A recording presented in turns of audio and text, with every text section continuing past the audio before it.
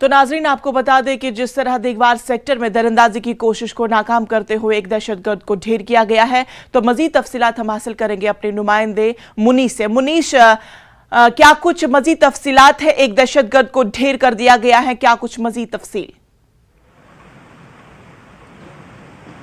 इनसे ऐसा कि आज सुबह करीब 9:15 बजे के करीब जो है एलओसी पर दिगवार सेक्टर है, फारूड इलाका है नूरकोट, वहां पर जो है हमारी जो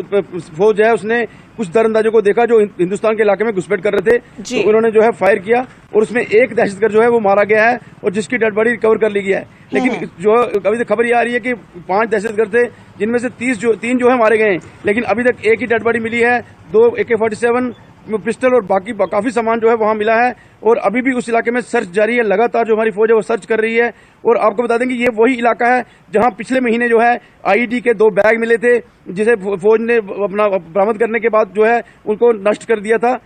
लगातार इस इलाके से पाकिस्तान की तरफ से जो है इस तरह की कोशिशें की गई हैं। मुनीस साहब से ये भी जानना चाहेंगे कि इस कामयाबी को पाने के बाद सेक्टर में किस तरह की सिक्योरिटी इंतजाम बढ़ाई गई है?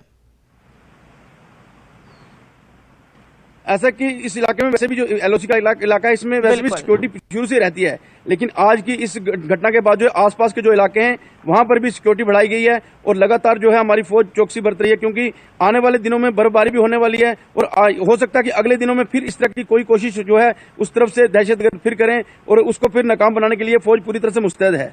मुनीस आपसे ये भी जानना चाहेंगे कि कुल मिला के कितने दरअंदाज वहां पे मौजूद थे और कितने दरअंदाजों को हलाक किया गया है?